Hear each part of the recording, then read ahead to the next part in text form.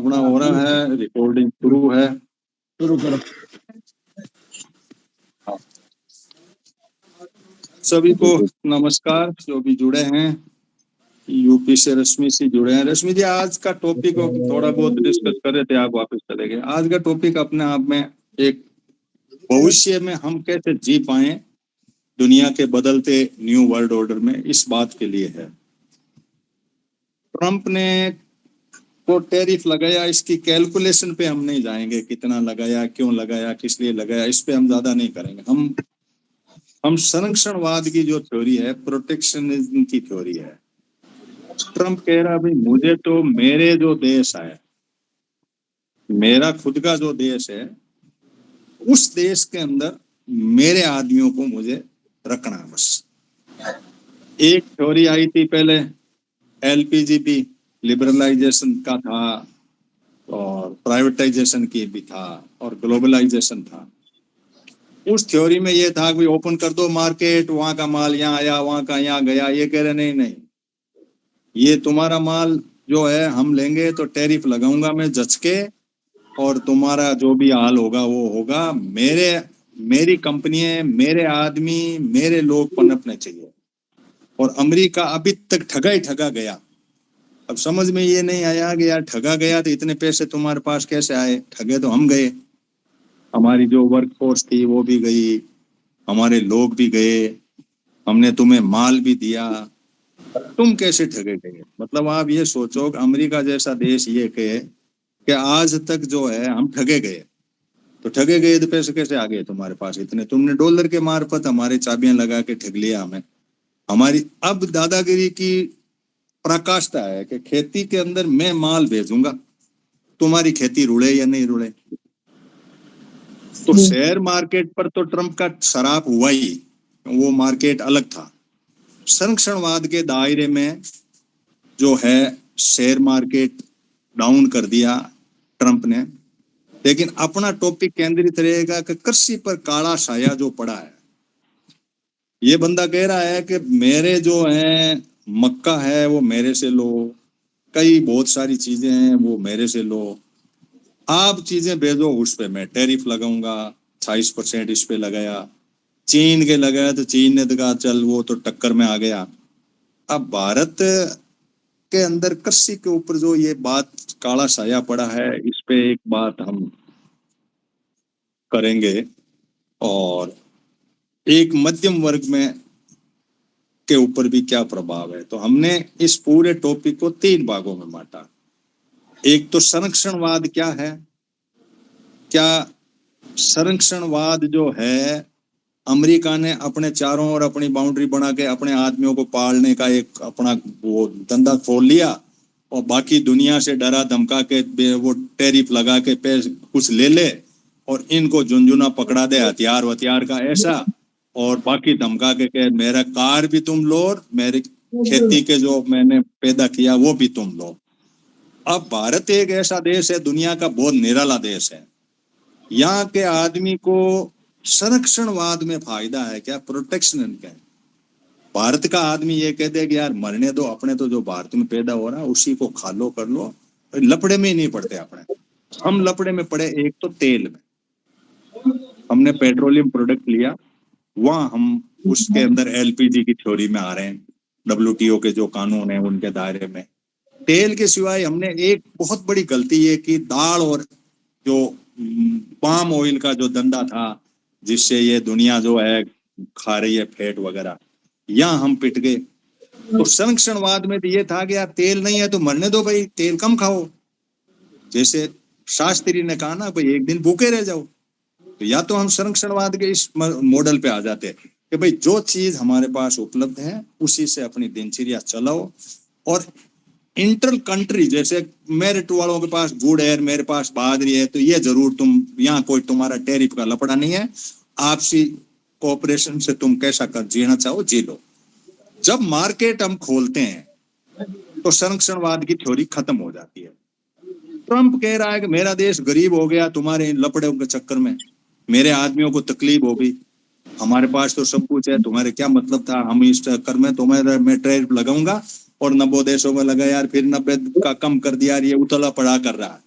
लेकिन हमारा आज का टॉपिक इस तरफ केंद्रित रहेगा कि क्या भारत को संरक्षणवाद की थ्योरी ठीक है, या मनमोहन सिंह ने मार्केट खोला और ओपन मार्केट की थ्योरी ठीक है। यानी संरक्षणवाद का मतलब है कि प्रोटेक्शन जो है, तो प्रोटेक्शन करने का जो है सिद्धांत है, मेरे आदमी को मुझे जो है उसी के हिसाब से हम जो है वो करें। तो ये मोटी सी एक हमारे पास में एक कहानी है कि भाई संरक्षणवाद का हम पहला टॉपिक लेते हैं। इस संरक्षणवाद को केंद्रित हमें ये रखना है कि खेती पे क्या प्रभाव पड़ेगा, क्योंकि हमारा देश खेती पे काफी कुछ है।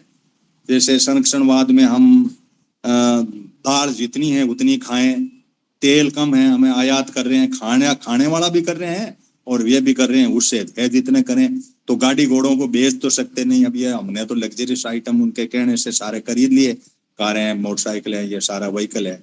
अच्छा, इकोनॉमी जो है जीडीपी है वो साइकिल है, तो इस तरह से चलता है। एक की डिमांड होती है, दूसरे की सप्लाई होती है। सप्लाई चेन में सप्लाई चेन एक तो भारत के अंदर अंदर की सप्लाई चेन हो, एक सप्लाई चेन ये हो कि इंटरनेशनल मार्केट है, वहां की सप्लाई यहाँ हो, वहां का यहाँ हो, तो टैरिफ लगते रहे करते रहे, डब्ल्यूटीओ के कानून और उसके तहत हम करें। ये कह रहा मेरे तो भाई डेफिशिएट है ट्रेड, तुम मेरे में यहाँ सारा माल ही माल भेज रहे हो और मैं पंगे में पड़ रहा हूँ, मैं क्यों पड़ू तुम्हारे पंगे में? मैं तो मेरे पास जो है मेरे तरीके से करूंगा और तुम्हें जो चीज देनी है इतने पैसे के टैरिफ दे दो। अब इसके अंदर भारत का जो आदमी, जिसमें विशेष तौर से किसान, इस थ्योरी के अंदर कहाँ टिकेगा, अच्छा है बुरा है? जब ये गवर्नमेंट आई थी बीजेपी की, तो उस टाइम उस गवर्नमेंट ने बड़ा विरोध किया था मनमोहन सिंह की एलपीजी की थ्योरी का, कि तुम मार्केट खोल रहे हो, हमारा व्यापार खत्म हो जाएगा, हमारे एमएसएमई खत्म हो जाएंगे, ये हो जाएंगे। संरक्षणवाद में नेपाल सिंह जी मैं आपसे लेऊंगा, मैं आपको इसके पहले एक सवाल छोड़ रहा हूं। संरक्षणवाद में सबसे बड़ी हुआ है कि तुमने इंटरनेशनल मार्केट के संरक्षण के सिवाय जो लफड़ा पैदा किया वो ये किया कि तुमने अडानी को एक फिट कर दिया या अंबानी को फिट कर दिया। अब यहां फिट कर दिया तो नीचे तो तुम्हारा तो लोकल मार्केट खत्म हो गया। प्रोटेक्शन भी इंटरनल कंट्री के अंदर किसको प्रोटेक्शन है? तो प्रोटेक्शन एक तो क्या है कि वर्क प्रोटेक्शन हो, किसान को प्रोटेक्ट हो, नौकरी वाले प्रोटेक्ट हो, या जाति के हिसाब से धर्म हो, या हिंदू धर्म मानने वाले प्रोटेक्ट हो, भाई इनको तो ठीक है मंदिरों वंदिरों। तो प्रोटेक्शन थ्योरी जो है वो एक तो इंटरनेशनल बाउंड्री से गवर्न हो या अंदर ही अंदर गवर्न हो। अंदर गवर्न होती है तो हमारे बुजुर्ग तो ऐसे जिए थे, तो अंदर तो हमारा लफड़ा नहीं था, हम आपस में मिल बांट के खा लेते थे, हमारा एक तरीका था जीने का, बहुत बड़ा सही तरीका हम चला रहे थे। लेकिन ये जो लाया है ट्रम्प, ये जो प्रोटेक्शनिज्म की थ्योरी लाया है, संरक्षणवाद की थ्योरी लाया है कि मेरे देश की अंदर मैं तो मेरे आदमियों का ध्यान रखूंगा, बाकी जाए बाढ़ में, मुझे कोई मतलब नहीं है, मेरे यहाँ माल भेजना तो इतना टैरिफ मैं तो लगाऊंगा, मैं तो ये करूंगा। अब करेगा वो तो ठीक है, लेकिन तुम एलन मस्क की कार भेजो, उसके अंदर तो हमें कह रहे हो तुम कम करो, तो डरा धमका के कम करे, वरना मैं ये तुम्हारा कर दूंगा। तो संरक्षण भी ऐसा हो गया कि यार ऊपर वाला धमका के माल मेरे को महंगा बेच दे, मेरे वाला माल सस्ते में ले ले टैरिफ से। और अंदर जो कॉन्फ्लिक्ट है वो ये है कि ये छोड़ दिए इनको, अडानी को छोड़ दिए, गोदाम बना के, रेलें बना के, पूरा इंफ्रास्ट्रक्चर बना के, इसको कहा कि तुम ऐसा करो इन किसानों से ले लो, तो एक वर्ग से लेकर के हमारे तो अमेरिका ही हो गया अडानी। भाई उधर तो टैरिफ उसका लग गया, इधर ये भाई मेरा वो जो है ये आ गया। तो इन सारी बात को हम देखें तो उस स्थिति पे हम कहाँ पहुंचते हैं, क्या नहीं है। तो नेपाल सिंह जी, इस लाइन पे आप क्या व्यू पॉइंट देना चाहिए?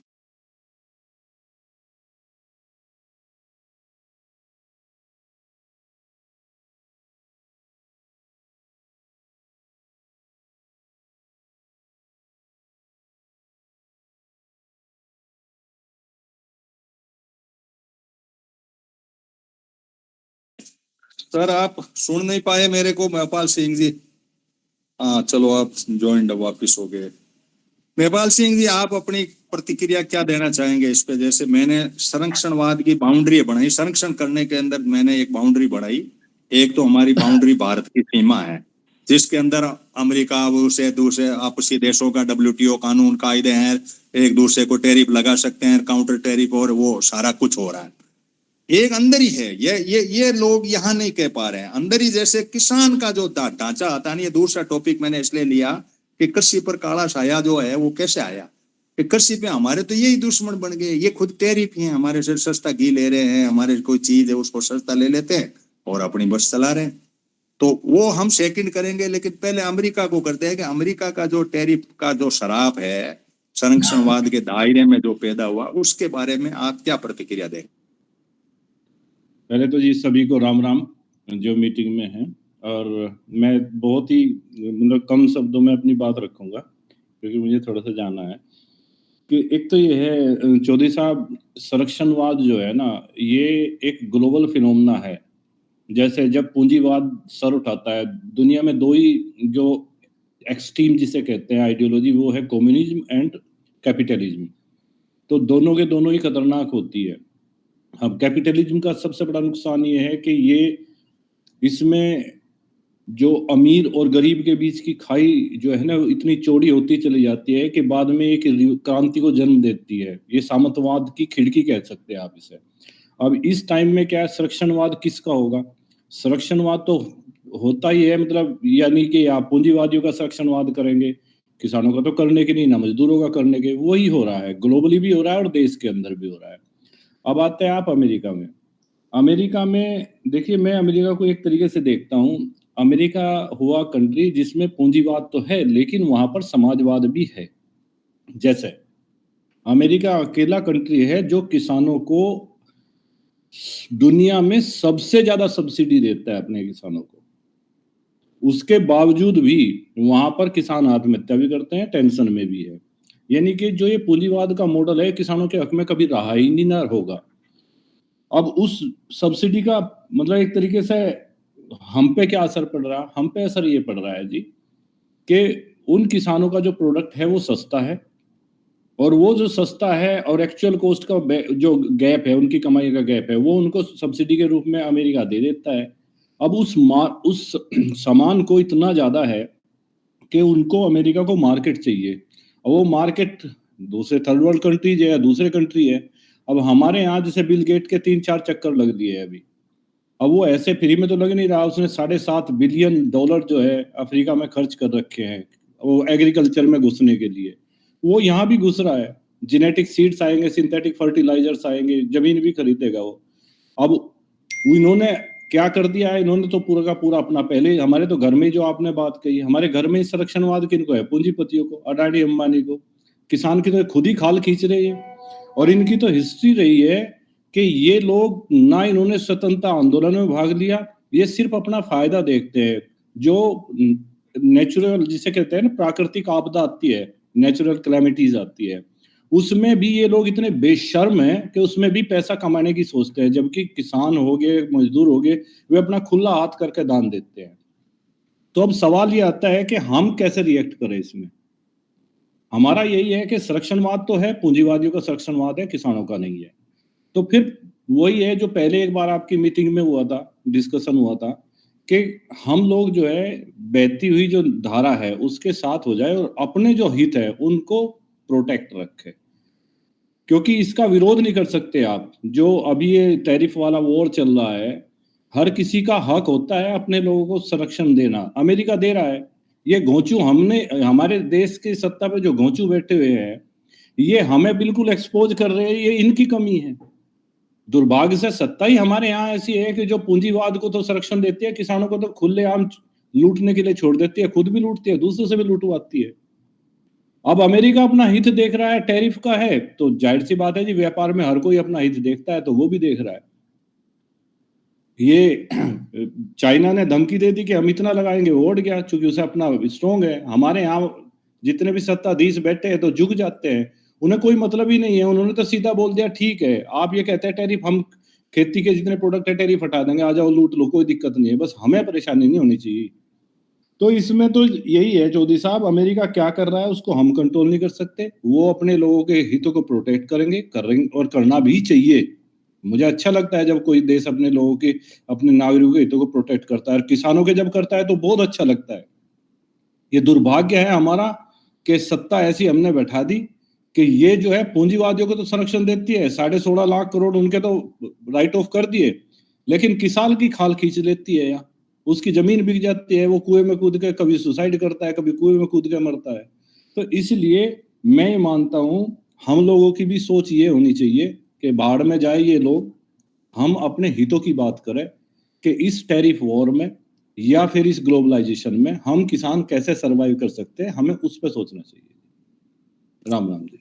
नहीं, नेपाल सिंह जी, इस पे आप टिप्पणी करो कि मेरा संरक्षणवाद, मुझे यदि अमेरिका खा रहा वो तो ठीक है, मेरे तो घर में ही मेरे को अडानी खा रहा है, तो मैं बच्चूं कैसे? मुझे मेरे आदमी को रास्ता चाहिए कि संरक्षणवाद में एक है कि एक गांव वाले मिले, यार दाल नहीं है तो मरने दो, दाल नहीं खाएंगे, तेल नहीं है तो नहीं करेंगे, एक तो आप चुपचाप बैठ के किसी का कोई लफड़ा ही पालना नहीं और शांति से जी ले। एक ये वो भाई मार्केट तो मार्केट है, ओपन होगा तो ये लो साहब लफड़ा पाल लिया। हम जिए कैसे? हमारे जीने का यहाँ भारत में किसान वर्ग के जिंदा रहने का सवाल है, क्योंकि मध्यम वर्ग का मैंने लिया था कि मध्यम वर्ग खत्म होगा महंगाई की मार में, मध्यम वर्ग को तय होना। जो शहर में ये फूंक लिए बैठे हैं ना लोग, ये छोटे मोटे लिए बहन के हम ऐसा कर लेंगे, एक दो कार ले ली छोटी मोटी, उनका जाना तो तय है। ये तो मैं मानता हूं कि क्योंकि ये कितने दिन तक टिकेंगे, क्योंकि हमें ऐसा बांध दिया गया है कि हम घर के कुछ करने की स्थिति, मार्केट हमारे लिए है नहीं, हमें कोई भाव नहीं मिल रहा, खेती हम करें तो हमारे पास कोई सब्सिडी वगैरह कोई कुछ नहीं है। ऐसी परिस्थिति में टैरिफ जो है, ट्रंप का तो बाद में मारेगा, मुझे तो मेरा आदमी मार रहा है, मेरे लोगों को मेरा ही आदमी मार रहा है। इस पे कोई एक रास्ता कोई लगता हो, जैसे आपने एक लाइन कही कि इनके साथ हो जाए, साथ क्या हो जाए, ये तो घुस नहीं देते, इनका तो पास में एक आरएसएस की फौज अपनी पड़ी है।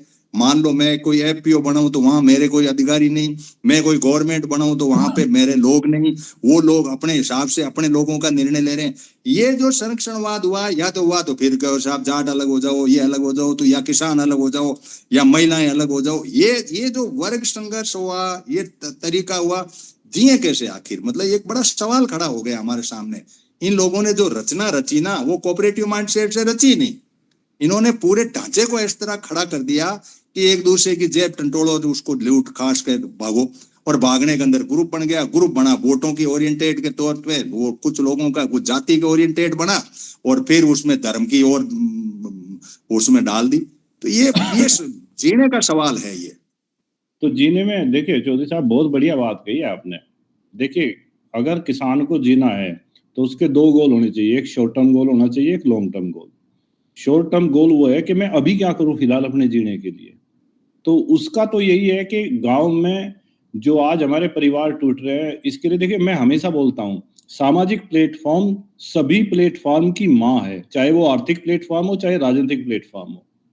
आप जब तक अपने परिवारों को नहीं जोड़ोगे, कुनबे को नहीं जोड़ोगे, कम्युनिटी को, कौम को नहीं जोड़ोगे, तब तक कुछ नहीं कर सकते।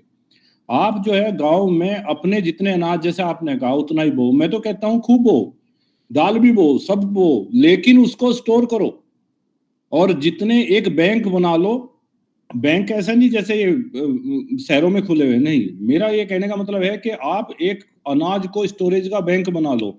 जो गरीब आदमी आता है कि आजा भाई तू स्टोर कर, और तू जो इसका किराया है तू तब देना, बाद में जब महंगे भाव में तुझे बेचेगा उसमें से कुछ हिस्सा दे दिया हमें, जिससे तुझे फायदा हो जाए और हमारा ये चलता रहे। यानी कि उनकी हेल्प करो, उनसे पैसा कमाओ ना, लेकिन एक स्टोरेज हाउस का जो ऑपरेशनल एक्सपेंडिचर होता है, जो है थोड़ा सा, थोड़ा बहुत, वो उससे ले लो बस, लेकिन उसको ज्यादा फायदा उसी को मिले।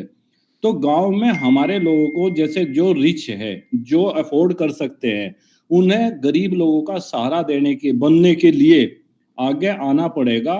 अपने अनाज को स्टोर करो। जब हम, मुझे पता है कि आपके यहाँ अगर बाड़मेर में जीरा होता है, अगर सरसों होती है, मैं एक उदाहरण दूंगा, मैं बाड़मेर में पूरे डिस्ट्रिक्ट में घुमा हुआ हूँ जी, तो वहां चना होता है, जीरा होता है, तो उसको क्या करें कि आप फसल पे बेचो ही ना, आप उसको स्टोर कर लो, और स्टोर करने के बाद में एक पैकिंग व्यवस्था भी कर लो, गांव गांव में करो ये सब चीज। और जो गरीब लोग हैं जिनको इमीडिएट पैसा चाहिए, बिल्कुल चाहिए, उन्होंने बेचारे ने 5-6 महीने खेती करी है, और वो जब फसल आएगी तो पैसा चाहिए ना, खाने पीने के लिए, शिक्षा के लिए बच्चों की, और मेडिकल के लिए, उनको जो है वहां पर पैसा वे लोग दे दें जो कि एक तरीके से एक तरह संपन्न लोग हैं। और वो जो है, जब उसका जो फसल पे वे बेचे उसे, जब उनका अनाज स्टोर कर ले, जितना उनका खर्चा उस टाइम दे दिया जाए, ऐसा बैंक हो। एक ऐसी व्यवस्था बननी चाहिए कि जो आवश्यकता है उसके लिए दे दो, और जब फसल बिके उनसे वो ले लो उस टाइम में, वो तभी काट लो। जब तक हम आपस में परस्पर निर्भरता करके एक साथ नहीं होंगे, तब तक नीतियां ऐसी बन चुकी है, इन संघियों ने ऐसी नीतियां बना चुके हैं कि आप और हम बच ही नहीं सकते। आप ये देखो ना कि किसानों को पंजाब में पुलिस उठाती है, तो कितनी घृणा हमारे लिए है कि जाट किसान है तो दूसरे जाति के किसान भी, और ये व्यापारी बनिया बामन ये तो है ही, लेकिन दूसरी जाति के किसान भी ये कहते हैं, बताओ भाई गवर्नमेंट ने एमएसपी, जब वो लठ मार रहे थे किसानों पे कि गवर्नमेंट एमएसपी दे रही है ना, ये लेते ही नहीं, ऐसे कह के मजाक बनाई जाती है। यानी कि सोसाइटी इन्होंने इतनी डिवाइड कर दी है कि वो विद्रोह ही नहीं कर सकती इनके खिलाफ। तो ये लॉन्ग टर्म है जो मैं बोल रहा था। शॉर्ट टर्म में बता चुका हूं कि गांव गांव में परस्पर निर्भरता से कैसे चले, पैसा कमावे, और मार्केट में तब अपनी फसल को उतारे जब ये पूंजीवादी उतारते हैं महंगा करके। इनके साथ चलो, इनके मार्केट का फायदा खुद उठाओ, इनका थप्पड़ इनके मुंह पे। और दूसरा ये है कि लॉन्ग टर्म जागरूकता फैलाओ लोगों में और सत्ता परिवर्तन करो। ये शॉर्ट टर्म नहीं होता है, लॉन्ग टर्म होता है। उसके लिए अभी से काम करो। किसान आंदोलन छोड़ दो, ये फेल हो चुका है, क्योंकि इससे हमें नुकसान होता है जान माल का। तो तब तक ये है जी, ये एक थिंक टैंक होना चाहिए आप जैसे लोगों का, जैसे आप कर रहे हैं। गोल डिवाइड करो और दोनों पे काम करना शुरू करो, सबका साथ हो, तभी बचा जा सकता है, वरना नहीं बच पाएंगे। चलो ठीक है। नेपाल सिंह जी, अच्छा, पवार साहब जुड़ चुके हैं हमारे साथ में। धन्यवाद पवार साहब। पवार साहब, अभी तक थोड़े आप लेट जुड़े, मैं थोड़ी सी आपको पृष्ठभूमि बता दूं कि हमने संरक्षणवाद पे ज्यादा केंद्रित बात की। संरक्षणवाद एक तरीका तो ये है कि एक हमारा कोई आका है, प्रधानमंत्री है या गवर्नमेंट है, वो हमें संरक्षण देती है कि भाई प्रोटेक्शन के तौर पे देती है कि तुम्हें खुशहाल कर दूंगा, तुम्हारा जो भी है हैप्पीनेस इंडेक्स बढ़ जाएगा और आप जो है बहुत आनंदित तरीके से हो जाए, देश का मालिक जो बना बैठा है वो ये कह दे। एक बात तो ये है, मैं वापिस कर रहा हूं क्योंकि फूल कुमार जी भी जुड़े हैं थोड़े। तो एक संरक्षणवाद तो ये कहलाता है कि भाई एक देश का मालिक है, उसने कहा तुम चिंता मत करो, एलन मस्क कार बेचेगा तो मैं उस पे टैरिफ लगाऊंगा, या दाल भेजेगा ब्रह्मा वगैरह तो मैं उस पे अपने तरीके से लेऊंगा, वो चीजें मैं तरीके से लेऊंगा, आप टेंशन मत पालो, हमारे किसान पनपेंगे, हमारे लोग पनपेंगे, हमारे मजदूर पनपेंगे। ये एक इंटरनेशनल संरक्षणवाद हुआ। इसके अंदर इंटरनेशनल संरक्षणवाद में इंटर स्टेट और इंट्रा स्टेट के अंदर है। इंटर स्टेट जो संरक्षणवाद हुआ वो ये है कि इन्होंने पॉलिसीज ऐसी बना दी कि वो कॉर्पोरेट के एक आदमी में पूरे को दे दिया, गोडाउन्स वगैरह सब कुछ दे करके तुम्हें कहा कि तुम ऐसा करो, एक वर्ग है जो खेती करता है उसको तुम लूट करके उसका संरक्षण हम नहीं करेंगे, तुम्हारा करेंगे, तो तुम ऐसा करो वहां जाओ और इनके फार्म गेट से सामान वगैरह कलेक्ट कर करा के तुम्हारे गोदाम में भर लो, जब जरूरत पड़े तो इनको वापिस थकते रहना, जिसमें जो मध्यम वर्ग होगा वो पिस जाएगा। ये संरक्षणवाद इंटरनल जो संरक्षणवाद है वो एक लाइन बन गई, मतलब यहाँ कि क्यों कॉर्पोरेट के पल्ले में जाके बैठ जाओ, उनसे चंदा ले लो, गवर्नमेंट बना लो, वो कर दो, तो उनको संरक्षण देना इनकी मजबूरी है। अब रहा सवाल कि मेरे वर्ग को संरक्षण कौन दे, मेरे मजदूर को, मेरे किसान को, मेरे किसी और कोई मेरा मान लो है, यूं समझो जाति से, जैसे हिंदू है तो हिंदू को संरक्षण मिल गया, एक ग्रुप दूसरा उसको संरक्षण नहीं मिला, कुछ भी नारे लगाओ। कोई मान लो जाट है तो उसको कौन संरक्षण देगा, दिया नहीं। कोई सरदार है उसको कोई संरक्षण दे नहीं, तो जाति पे कोई संरक्षण नहीं। संरक्षणवाद ऐसा हुआ कि पूंजीवाद एक लोगों को संरक्षण मिला और उन लोगों ने इस संरक्षणवाद का फायदा उठाते हुए, ट्रंप कह रहा भाई मुझे तो क्या प्रोटेक्ट, मैंने तो बहुत पहले सित्यासी में कह दिया था कि मुझे ये चीज जो है वो करनी है और तुम जो है वो ऐसे करो। इस सारी परिस्थितियों के अंदर एलपीजी की जो थ्योरी लाई, लिबरलाइजेशन, और डब्ल्यूटीओ आया, इन्होंने मार्केट खोला, लोगों ने इधर भेजा कुछ कहा भाई टैरिफ, डब्ल्यूटीओ ने कहा तुम टैरिफ कम करो ताकि मार्केट ठीक ठाक चले, तो वो तो हवा निकल गई उसकी, तो टैरिफ युद्ध शुरू हो गया। तो इसके अंदर किसान और मजदूर और ये लोगों की बहुत बड़ी दुर्गति महसूस हुई। शेयर मार्केट और वो दुकानदारी तो है ही अलग, क्योंकि शेयर मार्केट पे ऊपर हमने शराब के रूप में लिया, लेकिन संरक्षणवाद के दायरे में वो लोग तो गए, लेकिन कृषि पर काला साया दा करके मंडराने लग गया। इन सारी परिस्थितियों के ऊपर आप क्या सोचते हैं? फिर मैं जो भी साथी जुड़े हुए हैं उनमें से धर्मेंद्र जी हैं और कोई और होगा तो उनको, राम प्रसाद जी है, इनको लेऊंगा मैं। पवार साहब, आप संरक्षणवाद की इस थ्योरी में हम कैसे जिंदा रह दें, कैसे हमारा काम चल जाए, इस पे अपनी कोई टिप्पणी है वो दीजिए। सभी को नमस्कार। चौधरी साहब, भारत की जो जीडीपी है वो 2 लाख करोड़, 2.25 लाख करोड़ के करीब है, और जो भारत का खाने का बिल है वो करीब 55 लाख करोड़ मतलब के करीब है। मतलब 200 लाख करोड़ की जीडीपी है और 55 लाख करोड़ का जो है खाने का बिल है।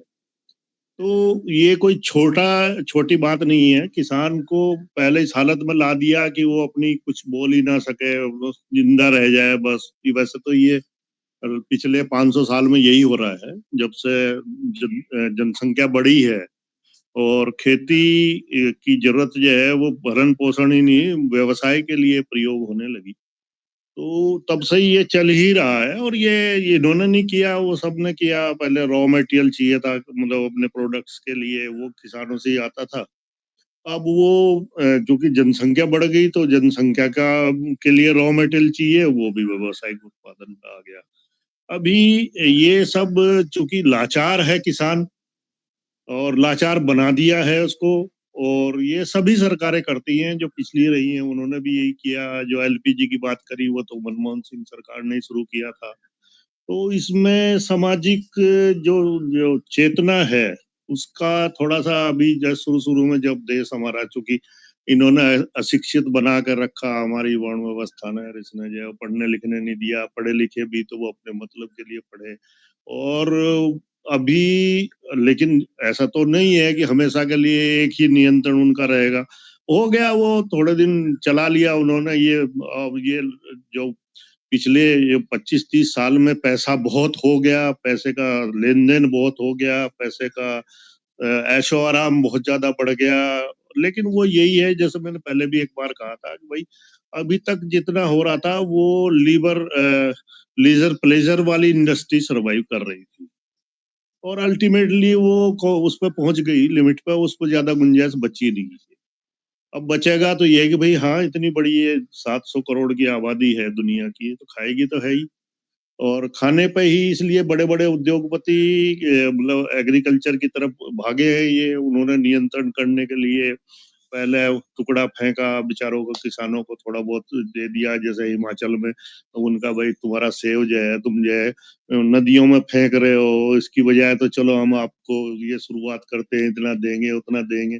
लेकिन वो जब अपने नियंत्रण में ले लिया तो आज वही सेव उनका 10-15 रुपए किलो, और जो जनता खाती है वो 150 रुपए किलो, 120 रुपए किलो। तो वो सारा का सारा जो है वो नियंत्रण में तो आ गया। अभी हम ये उम्मीद करें कि साहब हमें कोई संरक्षण देगा, और वो संरक्षण देंगे जो हमारे शोषण करते हैं, तो ये हमारे सोचना ही गलत है। चाहे वो शासन में है, प्रशासन में है, या कहीं भी है, या उद्योग में है, जो भी है, हमारे तो सबके सब वो शोषण ही करते हैं किसानों का, करेंगे जब तक उनके हाथ में रहेगा, जब तक हम लाचार बने रहेंगे। हमें ये उम्मीद ही नहीं करनी चाहिए कि हमें कोई सरकार आएगी या पार्टी आएगी या एक आध, और बहुत सारे लोगों का ये धारणा रहती है कि साहब हमारे हाथ में सत्ता आ जाएगी तो ये सब कुछ ठीक हो जाए। गलतफहमी है। अभी जो आंदोलन, जो सामाजिक आंदोलन हुए, डॉक्टर अम्बेडकर ने आंदोलन किया, या फिर वो काशीराम का आ गया, तो वो ये सोच रहे थे कि साहब जो है वो सत्ता आ जाएगी तो सब कुछ परिवर्तन हो जाएगा। सबसे ज्यादा बेकार जो है, मतलब आज की डेट में अगर कोई नुकसान दे रहा है तो हमारे बहुजन समाज के, शेड्यूल कास्ट कह लो या पिछड़े वर्ग के कह लो, जाटों को कह लो, गुजरों को कह लो, इनके जो नेता हैं वही तो सबसे बड़ा नुकसान दे रहे हैं। सबसे बड़ा रोड़ा ही वो बने हैं, क्योंकि आदमी वहां स्वार्थ देखता है, समाज नहीं देखता कोई भी पैसे के मामले में। तो हमें ये सोचना है कि साहब सत्ता हमारे हाथ में आ जाएगी तो सब कुछ ठीक हो जाएगा, ये गलतफहमी है।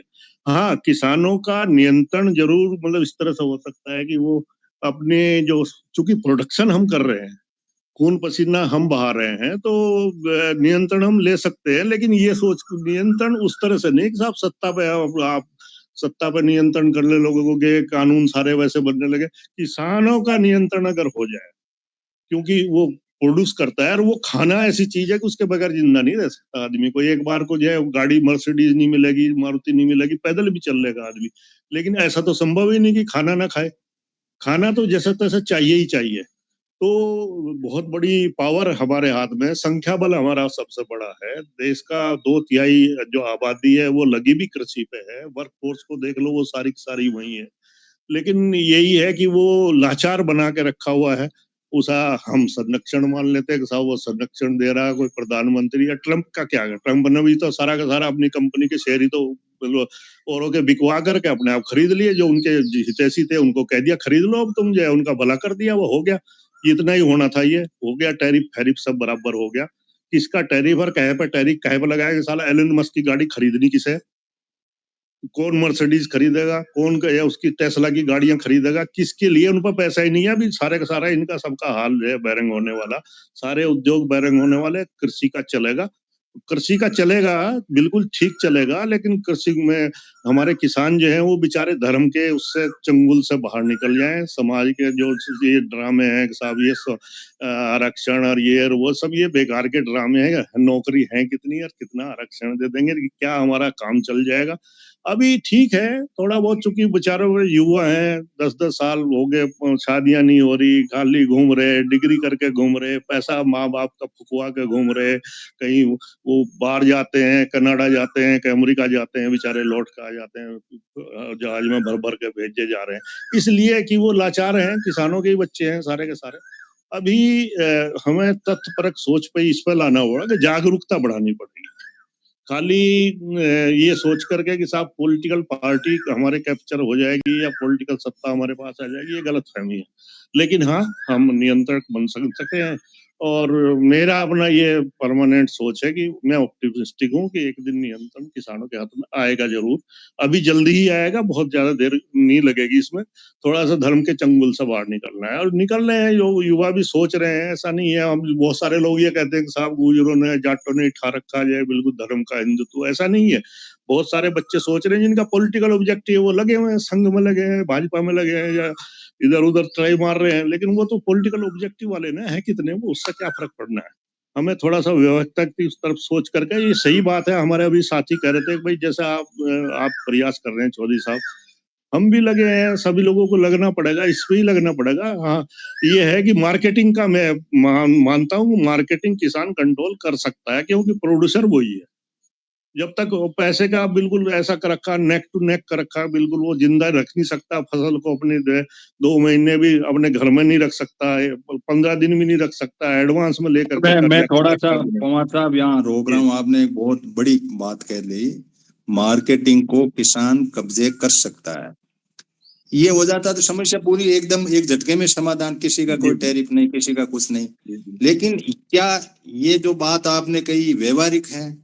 क्या हाँ, इतनी बड़ी आंधी में मेरा किसान मार्केट को रोकना, जैसे नेपाल सिंह जी भी आपने थे, वो भी यही मैं कह वही रहे कह रहा हूँ। देखिए, हम एक हो जाए, बैंक खोल दें, वो खोल दें। ये जी जी बातें जी, तो हम कई टाइम से कर रहे हैं। ये लेकिन सुनिए, मॉडल ये जैसे मैंने सामाजिक चौधरी सहकार का साहब मॉडल सुनो बना सुनो, के गांव गांव घूमा हूं, लेकिन जी लोग तैयार ही नहीं इस बात को। सुन लीजिए ना, मैं एक्विटीज में ऐसे ही नहीं कह रहा हूँ, मैं हवा बात नहीं कर रहा हूँ। अभी आपको पता, मैंने अभी बोला 55-60 लाख करोड़ का खाने का बिजनेस है। इसमें से किसान को 12-13 लाख करोड़ रुपए मिल रहे हैं, इससे ज्यादा नहीं मिल रहे। और 12-13 लाख करोड़ रुपए में से भी 2-3 लाख करोड़ की सरकार खरीद कर रही है। आप मतलब कोई बहुत बड़ा टास्क नहीं है ये सोच के कि साहब 50 लाख करोड़ की व्यवस्था करनी है। 2-3 लाख करोड़ का जो है ईयरली, और वो भी बहुत बड़ा लॉन्ग टर्म इन्वेस्टमेंट नहीं। सरकार जो 3 लाख करोड़ रुपए लगाती है वो 2 महीने के लिए भी नहीं होते। वो खरीदारी करती है, बेच लेती है उसको, सारा का सारा उसका वापसी हो जाती है। ऐसे ही ये है कि ये जरूरी नहीं कि आपको 2-3 लाख करोड़ रुपए परमानेंट खर्च करने, 1 साल के लिए खर्च करने, जी नहीं। आपको इतनी वैल्यूएशन की अपनी क्षमता होनी चाहिए रोकने की, वो कर सकते हैं। कोई बहुत बड़ी बात नहीं है, इतनी बड़ी संख्या लगी हुई है। और ऐसा भी नहीं है कि किसान सारे के सारे बैंकरप्टी है। इसमें से बहुत सारों की क्षमता है कि जो थोड़ा करके भी अगर इकट्ठा करके करें तो हो सकता है ये 5-7 लाख करोड़ रुपए का अरेंजमेंट जो है कुछ दिनों के लिए होना, और वो भी एक ही साल रहेगी ये समस्या, बहुत ज्यादा नहीं रहेगी। और नहीं तो फिर दूसरा है कि भाई सत्ता को मजबूर करो कि वो 3 लाख करोड़ की क्यों करती है, 6-7 लाख करोड़ की जो है खरीदारी क्यों नहीं करती, उसके तो वापस हो जाएंगे। ऐसा कोई बजट प्रोविजन तो है नहीं साहब जो परमानेंट मिलेगा नहीं। गडकरी क्या कर रहा है, वो सारे के सारी खेती की जमीन छीन छीन के सालों में हाईवे बना दिए, क्योंकि लाखों रुपए करोड़ों रुपए उसमें से उसके आ रहे हैं, कमीशन के आ रहे हैं, जमीन किसानों की जा रही है, पैसा टोल टैक्स से वसूली हो रहा है, एक पैसा भी तो सरकार का नहीं लग रहा, बस हमारी जमीनें जा रही है। जरूर किसान बेचारा क्या करे, वो बेच के ही खुश हो रहा है कि चलो इतने मिल गए, ये इसमें जो वो आगे साली औलाद का चाहे कुछ भी हो वो भूखी मरे, अपने जो ये 1-2 पीढ़ी तो अपना मौज कर लो। बेटे भी है, मानते हैं कि साला मिल रही जमीन बेच लो। तो चौधरी साहब ऐसा नहीं है, इसमें थोड़ा सा व्यवहारिक किया जा सकता है। बिल्कुल ठीक है, अभी लोग बाग ऐसा सोचते नहीं, क्योंकि हम ये मान लेते हैं कि ये तो असंभव है, ये हो ही नहीं सकता। ऐसा कैसे मान लेते हैं हम कि असंभव है, हो नहीं सकता? क्यों नहीं हो सकता? अगर कुछ लोग मिल बैठ करके बात करेंगे हो जाएगा, ऐसा नहीं है, हो सकता है। धन्यवाद। चलो धर्मेंद्र जी, आपने पूरी बहस सुनी और इस पे आकर हम केंद्रित हो गए कि भाई ये बात तो तय हो गई कि हमारा संरक्षण करने वाला ही धोखा है। ये भी ट्रम्प भी कह रहा है, तो हाँ मैं आप ही को ले रहा हूँ धर्मेंद्र जी। आता तो ये ट्रम्प का कह रहा है, इसका भी धोखा ही है एक तरह से, ये भी बेवकूफी बना रहा है मैं तुम्हारा संरक्षण कर रहा हूँ। मोदी भी ग्रुप में बांट बांट के हिंदुओं को कह रहा मैं आपको कर रहा हूँ, या किसानों को कह रहा है, या किसी महिलाओं को कह रहा है लाडली बहन योजनाओं के। ये संरक्षणवाद के फ्लॉप गेम है, वोट की राजनीति का मॉडल है, ये ठीक है। लेकिन जो ये रास्ता बताया गया कि खुद का संरक्षण खुद करें, हम जॉइंटली काम करें और कुछ ऐसी व्यवस्था खड़ी कर लें कि जिसके अंदर हमें सेल्फ डिपेंड, आत्मनिर्भर का महसूस हो। इसके बारे में धर्मेंद्र जी कहें, फिर इंदाराम जी को मैं इसी पे लेता हूं। एक्चुअली में क्या है सर कि जैसे आपने कहा कि हम आत्मनिर्भर बने और अपना संरक्षण अपना खुद ही करें, क्योंकि सरकारों का जो संरक्षण करने का जो तरीका है वो अपने हित संरक्षित कर रहे हैं, इसके अलावा उनका कोई टारगेट नहीं है। रही बात हमारी, तो हमें हमारे हित हम कैसे संरक्षित कर सकते हैं, उसके इकट्ठा कैसे हो सकते हैं, तो उसके लिए डाटा चाहिए। बार बार आप भी जोर लगाते हैं कि भाई हमारे पास में किसी भी चीज के डाटा नहीं है, तो ये डाटा भी हमारे पास में हो और उसके आधार पे जैसे कि कितने लोग किस कास्ट के कैसे क्या क्या मैनेज कर, गांव में जो लोग हैं वो किस हिसाब से हैं, और वो सारा यदि हमारे पास में हो तो उसके पे भी हम काम किया जा सकता है। और किसान को तो संरक्षित जब भी हो सकता है। अभी आज नेपाल सिंह जी ने भी कहा कि जो किसान आंदोलन था वो भी पिट गया। मैं तो पहले से, मेरा तो पहले से ही मानना था, मैं तो इस पे नहीं, जो 13.5 महीने पहले वाला आंदोलन चला था उस पे भी मेरा यही मानना था कि ये उलटे जा रहे हैं। हम इनको की तरफ नहीं, इनको गांवों की तरफ अपने लोगों तक जाना चाहिए था। यदि अपने लोगों तक जाते तो कम से कम सत्ता इनके हाथ में नहीं होती, तो कम से कम ये दबाव दल, क्योंकि राजनीति के साथ में लोकतंत्र में दबाव दल भी बहुत मायने रखते हैं, तो इनका दबाव, ये दबाव दल के रूप में तो इतने सक्षम हो जाते कि कोई भी कम से कम भारत सरकार को गलत डिसीजन लेने में भी विश्वास हो उसकी। हमसे गलतियां हुई है, अब की बार तो साफ साफ ही जो किसान आंदोलन चला गलतियां दिख रही है कि ये एक ऐसा ही एक मूवमेंट था जिसमें कुछ लोग इधर थे कुछ लोग उधर थे, और एक प्रायोजित प्रोग्राम था, क्योंकि पिछले वाला क्या लोग पूरे भारत में लगा के यार आंदोलन जीत लिया, हालांकि मिला कुछ नहीं उसमें। 750 किसानों को कुर्बानियां देनी पड़ी, सारा सब कुछ, जो अधिकार थे वो भी छीने गए। और आप कई बार आप भी कहते हैं कि यार उन कानून में से कई कानून तो ऑलरेडी लागू हैं, क्योंकि वो व्यवहार में आ चुके हैं। बाकी जो चीजें कुछ बची हुई थी वो सहकारिता के माध्यम से आ गई। तो जाना तो देखो ये पक्का है कि जाना तो हमें धरातल पे ही पड़ेगा, लास्ट छोड़ के आदमी तक पहुंचना पड़ेगा। इस पे यदि कुछ आप लोग प्लानिंग कर सकें, सोच सकें, तो शायद इसका कुछ समाधान जल्दी ही निकल सकता है। धन्यवाद। देखो धर्मेंद्र जी, आपने बात बिल्कुल सटीक कही और हम ये सारा कर रहे हैं, लेकिन ये बात भी आप समझो कि किसान आंदोलन के बाद में पंजाब के साथी गए राजनीति के प्लेटफॉर्म पर और कुछ लगा के कुछ कर लेंगे, लेकिन वही टाइम टाइम फिश हुई, किसी को 1000-1200, इधर ये चडूनी घुसा तो इसको टाइम टाइम फिश। इसका मतलब है एक माइंडसेट की लड़ाई भी अपनी जगह है। हम वास्तविकता समझ ही नहीं पा रहे हैं। हमें ये लगता है, हमने माइंडसेट में ये फिट कर लिया कि हमारा कोई एक आका होगा, वो मेरे ऊपर शासन करेगा, वो मेरे को संरक्षण देगा, कानून के दायरे में देगा और कुछ मेरा भला कर देगा। ये माइंडसेट की लड़ाई है। माइंडसेट हम बदल ही नहीं पा रहे हैं। आज 10 साल से जब से मैंने नौकरी छोड़ी है, तब से मैंने सोशल मीडिया प्लेटफॉर्म पे और फिजिकली भी सामाजिक सहकार के नाम पे गया हूँ, 5-4 राज्यों में गया हूँ, सब जगह ये बातें हुई है। इनफैक्ट बात लोगों को जस्ती भी है, कहा ठीक है। जैसे अभी पवार साहब ने बात कही, हौसला अफजाई वाली बात है, भाई वास्तविकता है कि यदि हम थोड़ा सा कुछ करें तो मार्केट के ऊपर हमारी दखल हो सकती है, और मार्केट पे दखल हो जाए, वो भी फूड प्रोडक्शन के ऊपर हो जाए, दखल हो जाए, तो मैं कहता हूँ आधा शासन तो लाइफलाइन है भाई, एग्रीकल्चर तो। अब एग्रीकल्चर के ऊपर यदि हमारा कोई ऐसा, हम ब्लड गाड़ दें, लेकिन एग्रीकल्चर तो हमने दे दी दान में अडानी को पूरी की पूरी, और इधर अमेरिका कह रहा है कि नहीं मैं लेऊंगा तुम्हारी एग्रीकल्चर, यहाँ कुछ भी करूं तुम्हें आती नहीं करना, तुम्हारे आदमी कर नहीं पाते हैं, तुम्हारे पास पैसा नहीं है, तुम कुछ भी काम के नहीं हो, ये करके हमारे जो आका हैं वो बैठे हैं। ये सारी परिस्थितियां हमारे सामने है, लेकिन वस्तु स्थिति कुछ बदलने को तैयार ही नहीं है।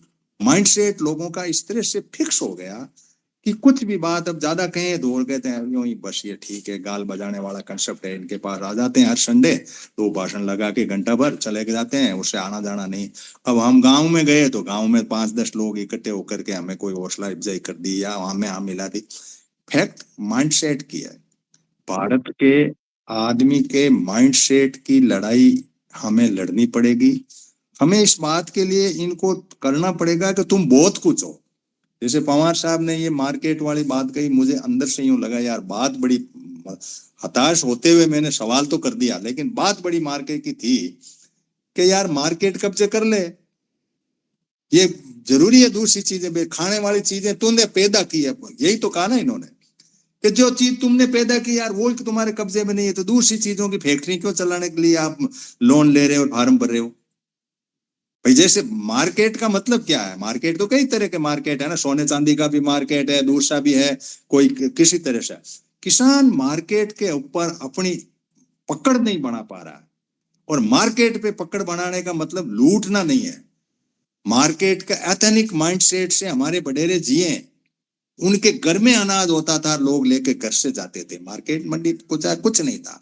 ये सारी बातें हमारे सामने खड़ी है, लेकिन हम उसको वापस उसको करने के बजाय कोलैप्स किया, हमारी न्याय व्यवस्था को कोलैप्स किया, हमारे सिस्टम को कोलैप्स किया। ये सारी बातें हमारे सामने हैं।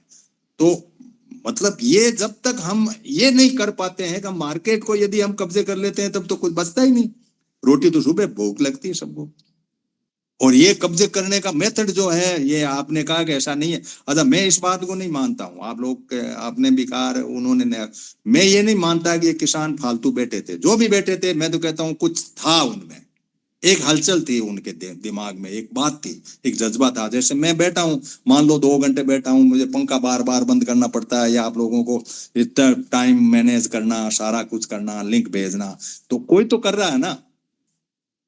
लड़ाई जो है ये एक तरफा यूं नहीं है हम किसी में कमी निकाल के, वो बिल्कुल सही कर रहे थे, थक गए कोई बात नहीं, थक गए, गलतियां जो काम करेगा उसी से तो होगी। पड़े पड़े में क्या होगा, तो 99% लोग पड़े पड़े बदलाव चाहते हैं, आते ही नहीं मैदान में, माइंडसेट ही नहीं उनका, उस माइंडसेट से सोचते ही नहीं वो कि हम देश के मालिक हैं, हमारे से सरकार बनी है, हम इसमें हैं, हमें संरक्षण कौन देगा, मेरा संरक्षण तो मैं खुद ही करूंगा भाई। तो ये बात है। हाँ, 1 मिनट के लिए कह दे, फिर मैं इंदिराराम जी के पास जा रहा हूँ। हनुमान जी, हमारा कहने का मतलब ये नहीं है कि ये टोटल ही किसान गलत है। हमारा कहने का मतलब ये है कि हमारे पास में सोचने समझने की क्षमता, हम इंसान तो होनी चाहिए। हम बेस्ट से बेस्ट क्या कर सकते हैं वो ऑप्शन ढूंढने चाहिए, न कि हमारे जो हम परंपरागत या जो तरीके आ सकते हैं, वक्त के साथ में तरीके बदलने पड़ते हैं। बिना बात सही तरीकों बात के है आपकी, ये बात अपनी काफी बार डिस्कस हुई है, ये बात फैक्ट है कि बदलना चाहिए। पहले ज्ञान लेके, कानून पढ़ के, उन कानून के अंदर दखल करके कोर्ट कचहरी या एकता करना चाहिए, ये बात आपकी ठीक है। हाँ इंदाराम जी, अब आप अपना हिसाब से आप प्रो ह्यूमन प्रो नेचर से संबंधित हैं, तो नेचर तो अपने बस की है नहीं, क्योंकि बहुत बड़ा चैप्टर है। प्रो ह्यूमन में हम चाह रहे हैं कि इस ह्यूमन व्यवस्था को, मानव सभ्यता को जिंदा रहने के लिए संरक्षण की जरूरत है। ट्रंप कह रहा मैं मेरे देश के लोगों को संरक्षण दे रहा हूं, मुझे कुछ नहीं सुनना। भारत का प्रधानमंत्री इस पे कुछ अपनी चुप्पी साधे हुए, हम ये भी नहीं कहते कि संरक्षण दे रहा है कि नहीं दे रहा है। मोटा मोटा ये लग रहा है कि किसानों को तो संरक्षण नहीं मिल रहा है, और बहुत बड़ी इंडस्ट्री फैक्ट्री जो फूड प्रोड्यूसर के बजाय जो कर रहे हैं अपना पैकिंग वगैरह, उन लोगों को, इंडस्ट्रियलिस्ट को जो है हमारे से अनाज छीन छिना के जो चीजें बना के मार्केट ला रहे हैं, उन लोगों को प्रोटेक्शन जरूर है। अब हम चाहते हैं कि भाई धरती पे काम करने वाले मजदूर किसान को कोई प्रोटेक्शन मिले, ऐसी कोई बात हो, ऐसा कोई निर्णय हो, वो हमारे है नहीं। वो तो अपनी सब्सिडी, पैसा उसके पास है, सब्सिडी ठोक के 42 लाख करोड़ की सब्सिडी देता है। यहाँ 15,000 की सब्सिडी है, 200-250 गुना सब्सिडी मिलती है। फिर भी जो भी व्यवस्था है हमारे सामने है। इंदाराम जी।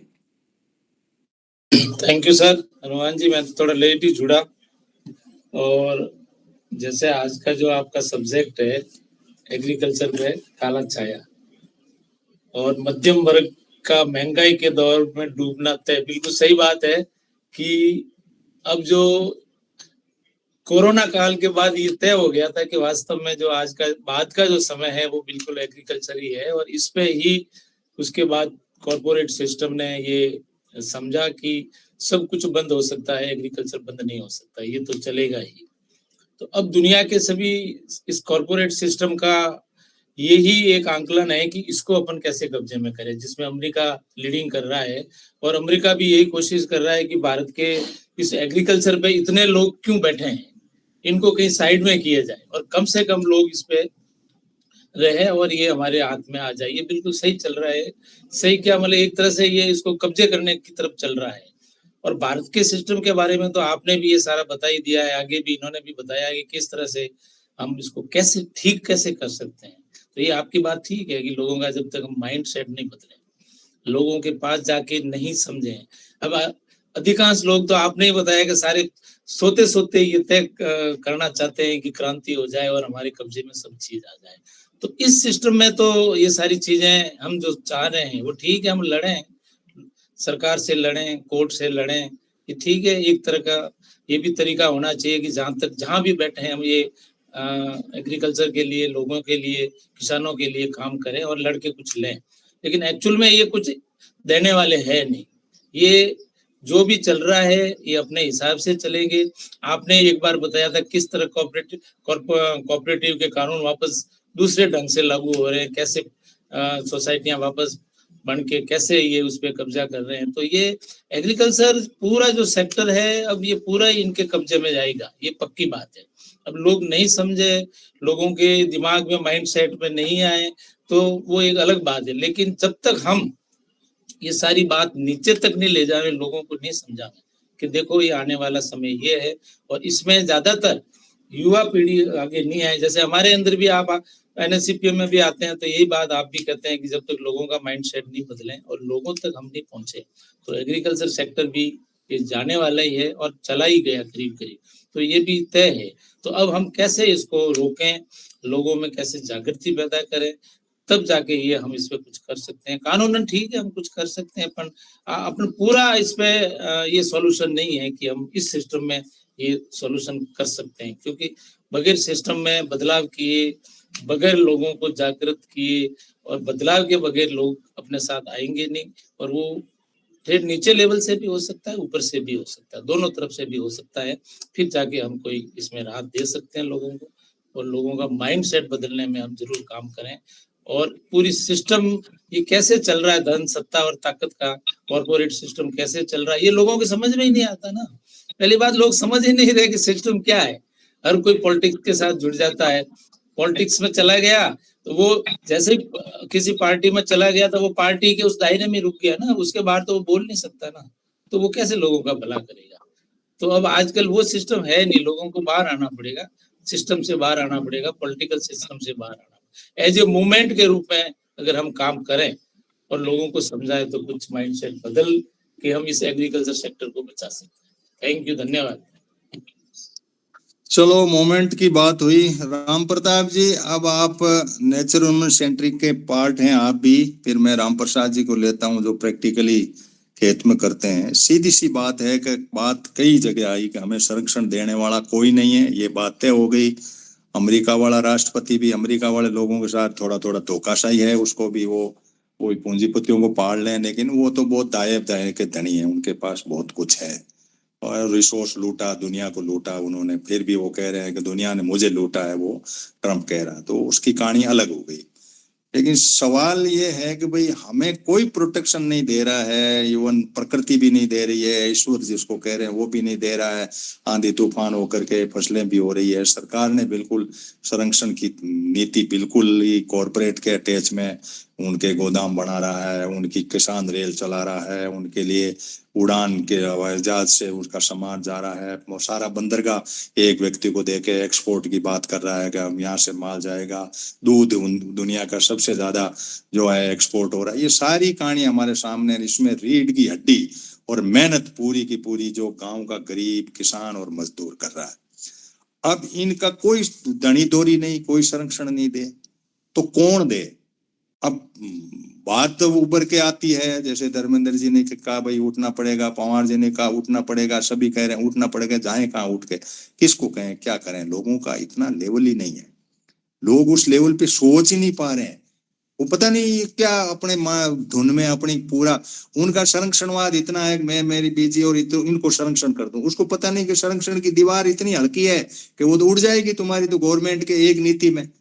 जो ही तुम संरक्षण करोगे, तुम यदि यूनिट के तौर पे अपनी फैमिली को भी कर लो कि भाई फैमिली का मैं तो संरक्षण करूंगा, मुझे तो कोई कुछ नहीं, आनंद लेना चाहे जो मेरे खेत में पैदा हो रहा है वही खाऊंगा, बाकी जाए बाहर में दुनिया में तो मेरा रहूंगा।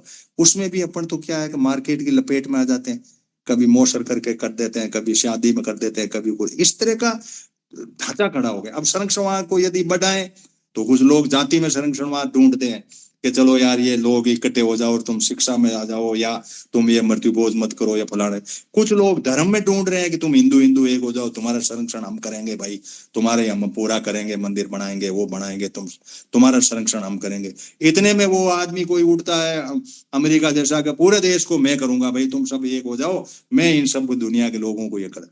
ये संरक्षणवाद का जो मॉडल है, जिसका एलपीजी का मॉडल आया कि मार्केट खोला, मार्केट बाहर का माल आया, टैरिफ कम करने की बात है, ये तो हिल गया पूरा। एक कील निकाली ट्रंप ने, सारा देश हिल गया, 90 देश हिल गए।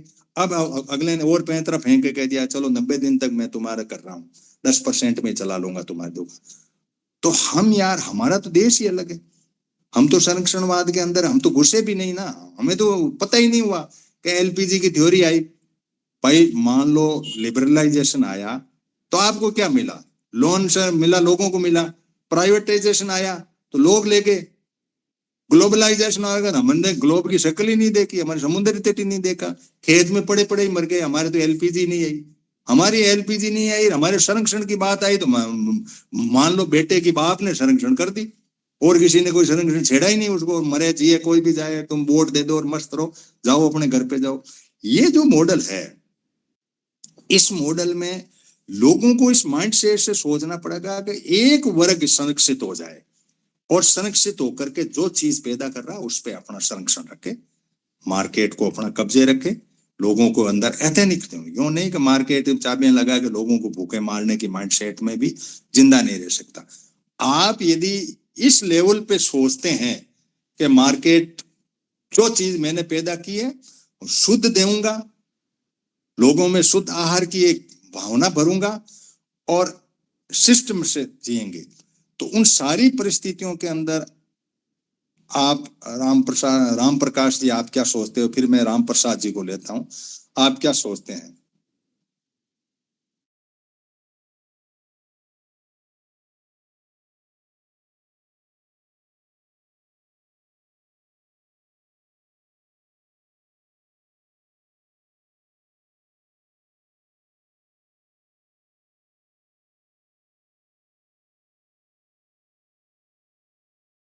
आपका माइक बंद है, आपका माइक बंद है। अच्छा मेरा, हाँ चलो ठीक बात है आपने। हाँ राम प्रसाद जी आप आ जाए। राम प्रकाश जी आप सुन रहे हैं तो आप अपनी बात को रखें, फिर राम प्रसाद जी को लेता हूं मैं, और फिर एक दो साथी को लेने के बाद में फिर सुवालाल जी को लूंगा। राम प्रकाश जी नहीं, राम प्रताप जी है। हाँ राम प्रताप जी आप सुन रहे हैं ना मेरे को? माइक खोलो राम प्रताप जी आप। चलो कहीं हो सकते हैं बिजी, कोई मजबूरी होगी इनकी। तो मैं अब राम प्रसाद जी आप अपनी बात को रखो हुए। पूरी मीटिंग में आपने एक एक लाइन सुनी है। आपका संरक्षण स्वयंभू संरक्षण करें तो हम कैसी दुनिया बनाएं? राम प्रसाद जी। सबको राम राम। विद्वान साथियों की सारी बातें सुनी। मेरा ये सोच है साहब, जहाँ कहीं भी मैं बैठता हूँ चर्चा का विषय यही है। और इन दिन और लोग मानने को भी तैयार है, लेकिन गुलामी की मानसिकता समझो या माइंडसेट का मामला समझो, वो करने को तैयार नहीं। वो दुखी हैं, भयभीत हैं। और अभी जो राजस्थान में एग्रो कृषि रजिस्ट्री हो रही है, उससे तो किसानों की पांव तले जमीन भी खिसक गई। अब तो उनको ऐसा लगने लग गया कि ये जमीन तो जाएगी।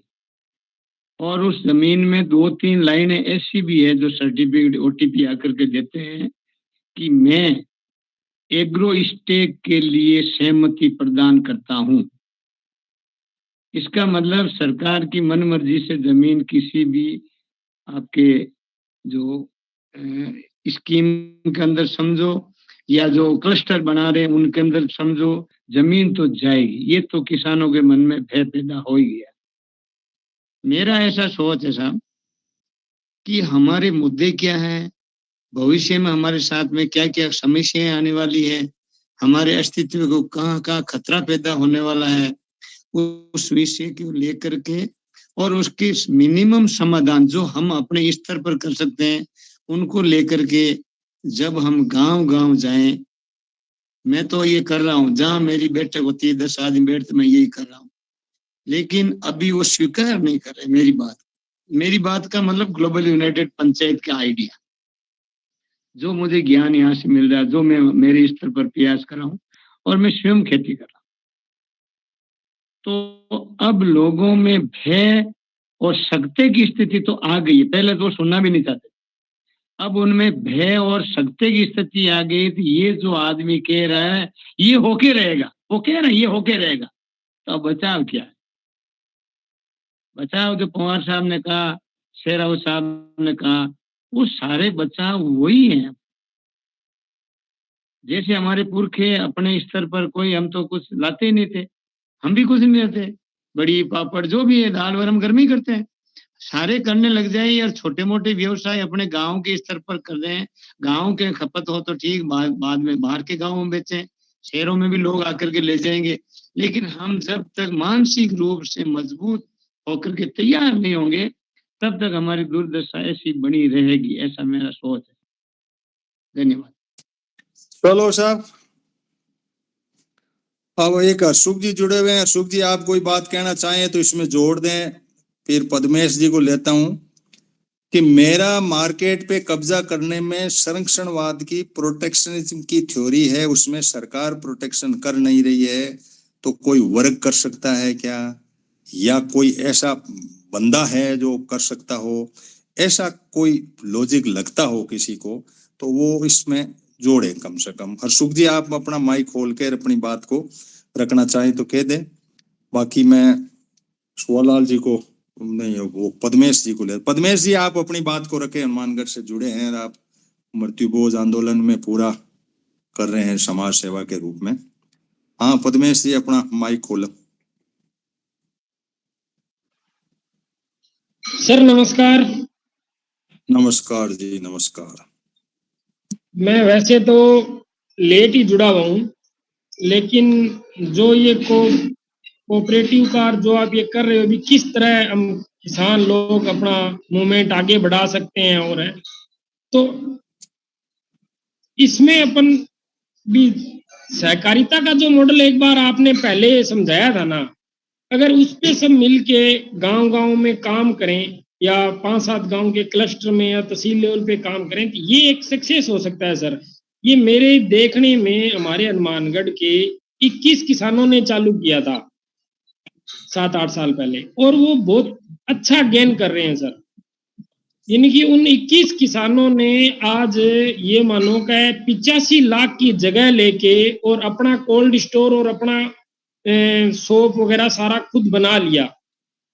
जगह जगह 85 लाख की ली थी और सारा का सारा ऑर्गेनिक है सर उनका। नहीं पद्मेश जी, मुद्दा ये है कि भाई वो तो एक कंपनी टाइप नई कंपनी खड़ी हो गई।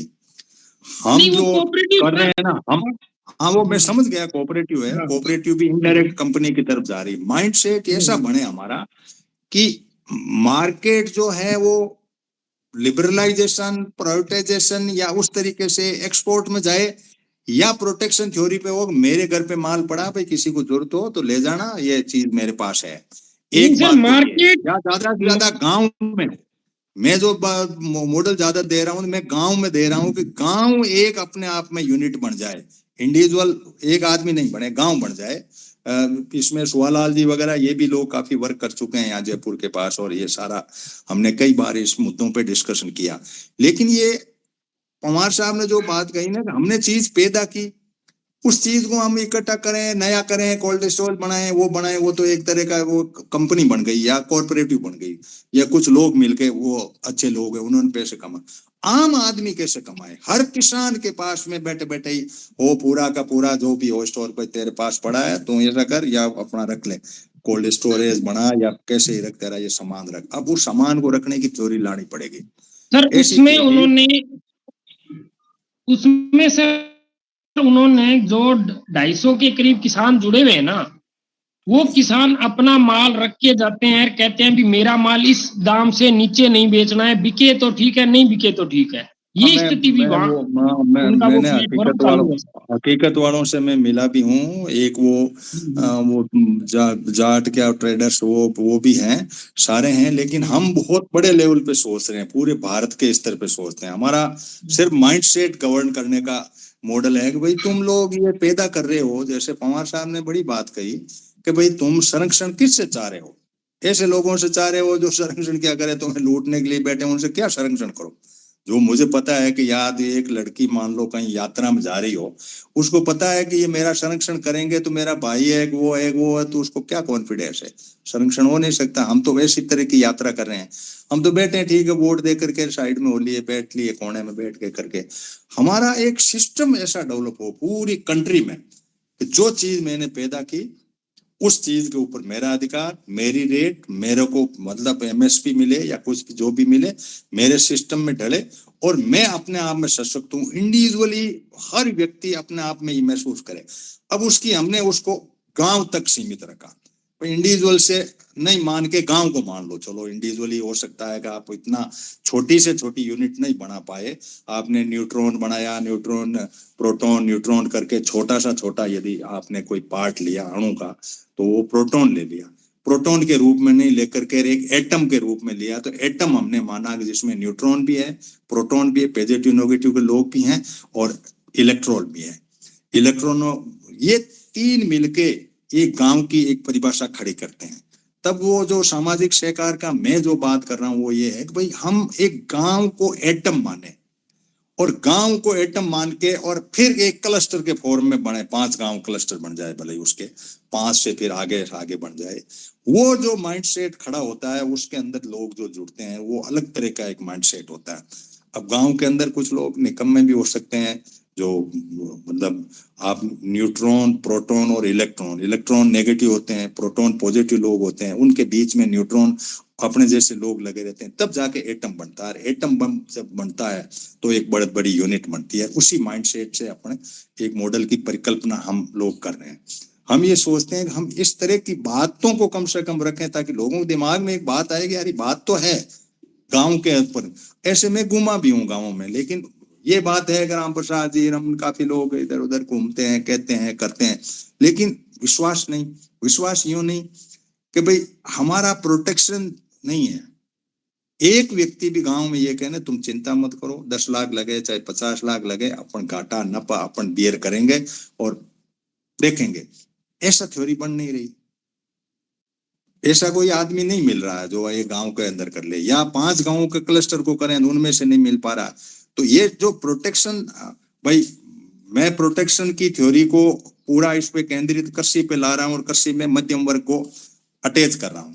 मैं ये कह रहा हूं कि भाई ट्रंप ने ये कह करके अपनी थ्योरी डाल दी, मैं पूरे देश के नागरिकों को प्रोटेक्ट करूंगा, तो मुझे भी मेरा प्रधानमंत्री कहे करूंगा, नहीं कहे तो फिर यूनिट कहां बने कि साहब एक राज्य बने, जिला बने, गांव बने, उनको तो कोई प्रोटेक्शन देने वाला हो, वो इस देश में कोई नहीं है।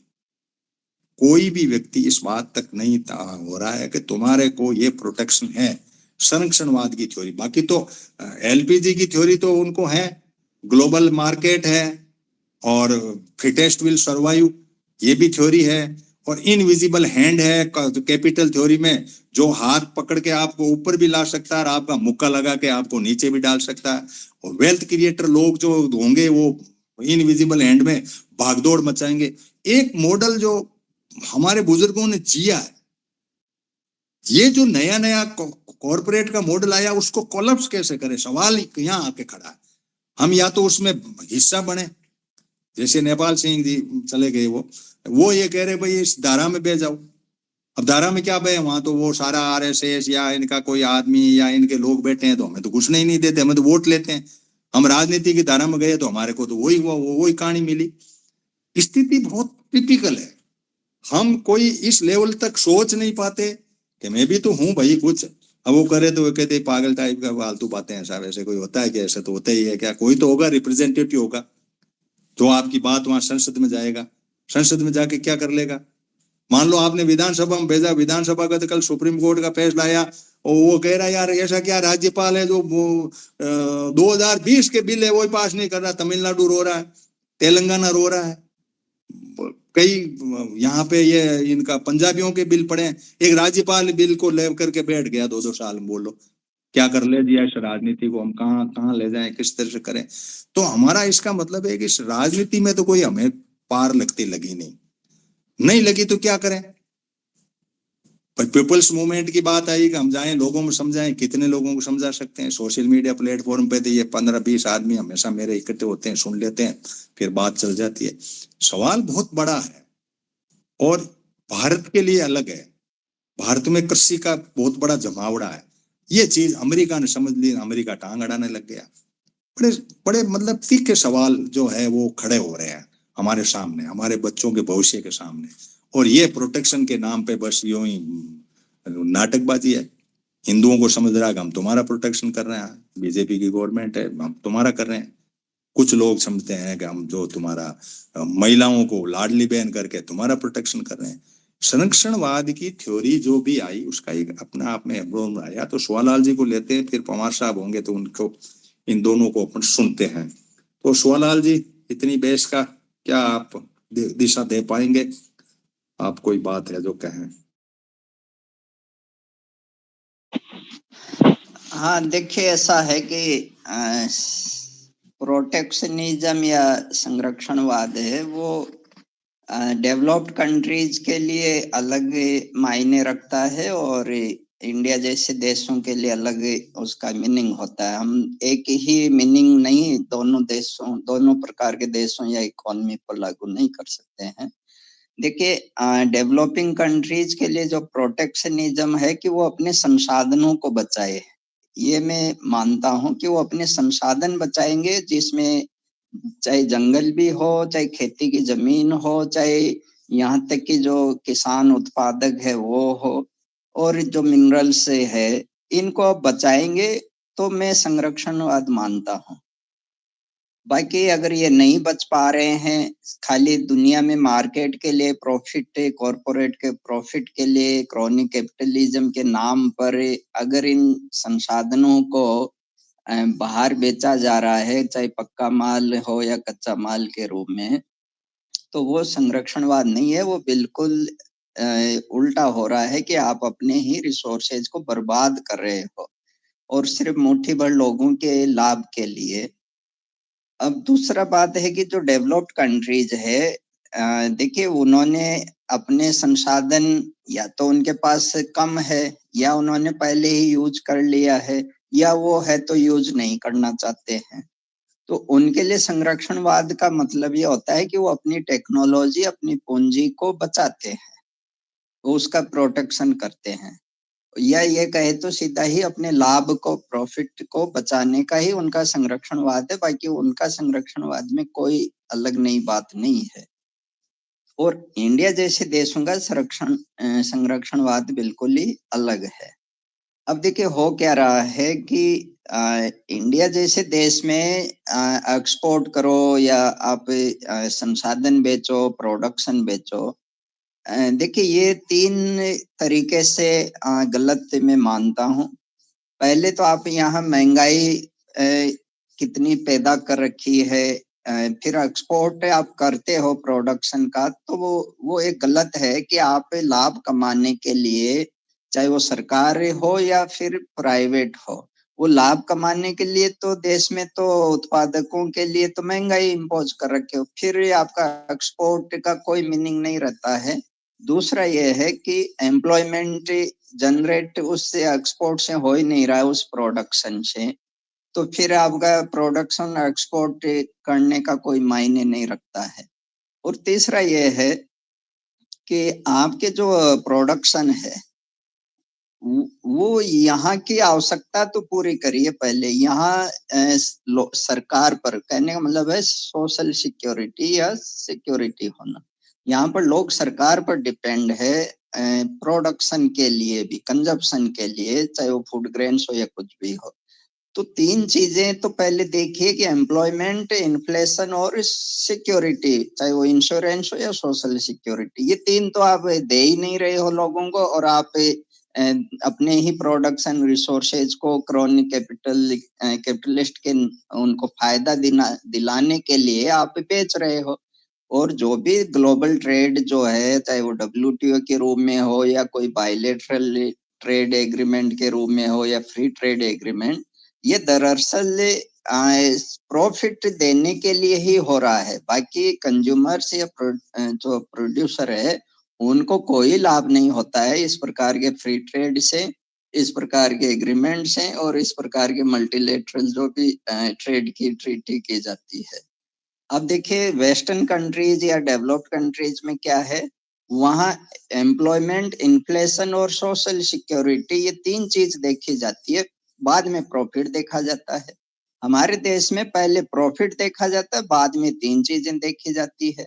तो इसका मतलब है कि संरक्षण तो आप तो खुद कर ही नहीं रहे हो, और आप जब अमेरिका या डेवलप्ड कंट्रीज अगर वो संरक्षण करते हैं तब आप कह रहे हो कि आप तो संरक्षणवाद को बढ़ावा दे रहे। अरे संरक्षणवाद तो वो अपना एम्प्लॉयमेंट और इन्फ्लेशन और सोशल सिक्योरिटी को करके ही तो वो प्रॉफिट को संरक्षित कर रहे हैं, प्रोटेक्ट कर रहे हैं। आप तो प्रॉफिट के नाम पर क्या इम्पोज कर रहे हो देश में, इन्फ्लेशन, अनएम्प्लॉयमेंट और सोशल सिक्योरिटी बिल्कुल ही खत्म हो गया ढांचा। तो मेरा यही मानना है कि हमें इस ग्लोबल जो क्रोनिक कैपिटलिज्म है, इसको हम इस तरीके से जांचना है कि क्या हम रिसोर्स को बचा पा रहे हैं कि नहीं बचा रहे। हमें प्रॉफिट से नहीं जांचना है, हमें जांचना इन 3 चीजों से, जो है वो है इन्फ्लेशन और एम्प्लॉयमेंट और सोशल सिक्योरिटी। ये अगर 3 चीजें इस ग्लोबल क्रोनिक कैपिटल से सुरक्षित है, संरक्षित है या बढ़ावा मिल रहा है इन 3 चीजों को, तो हम सपोर्ट करेंगे ये है। और अगर इन हो ही नहीं रहा है कुछ ऐसा, तो फिर क्यों हम सपोर्ट करें। तो हमें इस चीजों को सोचना चाहिए कि ये जो क्रोनिक कैपिटलिज्म है वो सिर्फ रिसोर्सेज पर मोनोपोली, प्रॉफिट पर मोनोपोली के अलावा और कुछ भी नहीं है।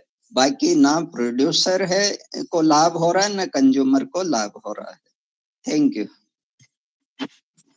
बहुत बहुत धन्यवाद शिवालाल जी, आपने एक तो बड़ी बात ये कह दी कि भाई कंजप्शन करने के लिए भी हम तो सरकार के ऊपर आधारित हैं।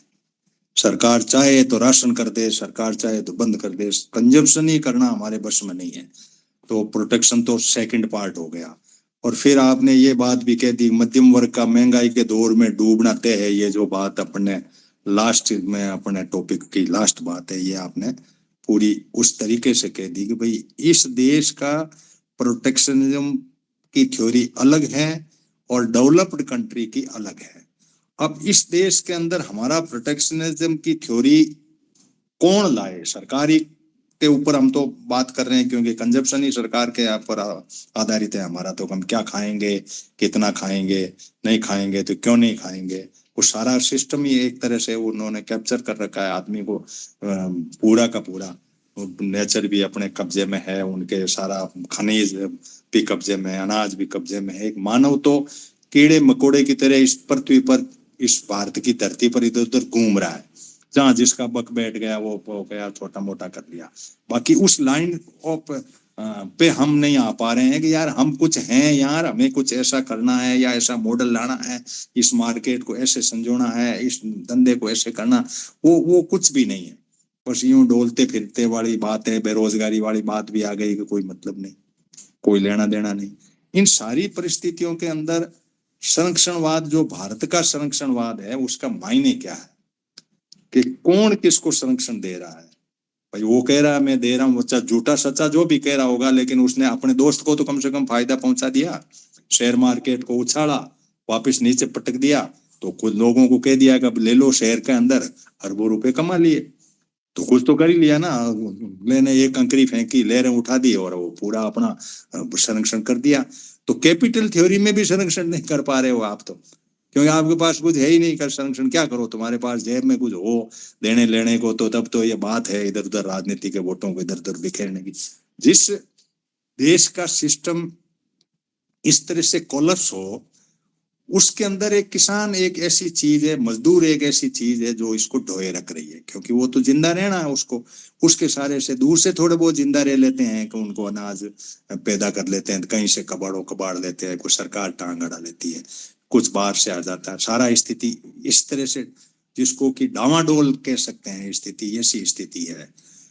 तो पवार साहब, इसके सार में आप अपने 2-5 मिनट 7 मिनट जो भी आपकी टिप्पणी हो उसके बारे में क्या कहना चाहेंगे? कि जो बात चली इसमें आपकी क्या इनपुट रहेगी? तो साहब, ये जो सुवालाल जी ने लास्ट का सेंटेंस बोला कि ना तो प्रोड्यूसर को फायदा है ना कंज्यूमर को फायदा है। अभी आप, ये सच्चाई है। अभी आपके 3 कृषि कानून थे। एक कानून तो सिर्फ जो है वो मतलब कंज्यूमर के लिए ही था, जिसे नहीं समझ पाया कंज्यूमर। वो किसानों का कानून कहाँ था कि भाई जितना चाहे स्टोर कर लो, जितना चाहे बेच लो, चाहे जहां ले जाओ, चाहे जहां जाके बेच लो। उसका किसका नाश होना था? कंज्यूमर का ना। और वो कंज्यूमर ही नहीं समझ रहा। सिर्फ किसान लगे कि साहब ये कानून भी किसानों के लिए। किसानों का क्या था उसमें? किसानों का तो शोषण हो ही रहा है, होगा ही, आगे होता ही रहेगा। लेकिन किसान जो है, मतलब ये बात सही है, ये आप किसान आंदोलन की बात ठीक है, उन्होंने जागरूकता पैदा करी, लेकिन उतनी ही तो जागरूकता पैदा कर सके वो जितनी उन्हें जानते हैं।